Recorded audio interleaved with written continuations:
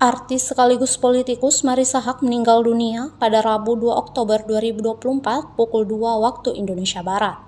Istri Ikang Fauzi ini menghembuskan nafas terakhir di usia 61 tahun di Rumah Sakit Primer Bintaro, Jakarta Selatan. Marissa Haque dikenal melalui kiprahnya di dunia seni peran serta politik.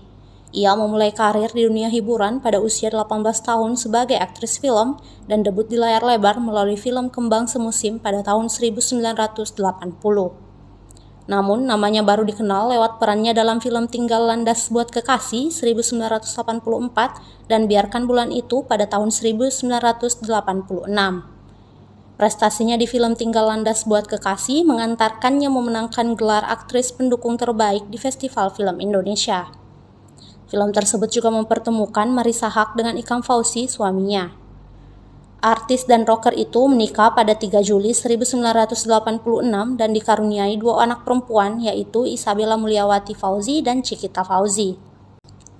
Artis senior itu juga aktif di dunia musik dan tari, berpartisipasi dalam Sanggar Suara Mahardika di bawah bimbingan Guru Soekarno Putra. Tak sampai di situ, Marissa juga terjun ke dunia politik dan menjabat sebagai anggota DPR periode 2004 sampai 2006 melalui Partai Demokrasi Indonesia Perjuangan (PDIP).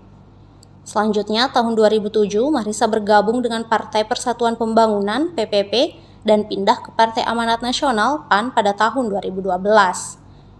Marissa juga dikenal sebagai akademisi yang berdedikasi. Ia menyelesaikan pendidikan sarjana hukum di Universitas Trisakti, kemudian melanjutkan studi di bidang bahasa anak tunarungu di Universitas Katolik Atmajaya. Mantan anggota DPR ini juga meraih gelar MBA dari Universitas Gadjah Mada. Hingga akhir hayatnya, Marissa sangat aktif menjadi pengajar di IBS Kemang, Jakarta Selatan.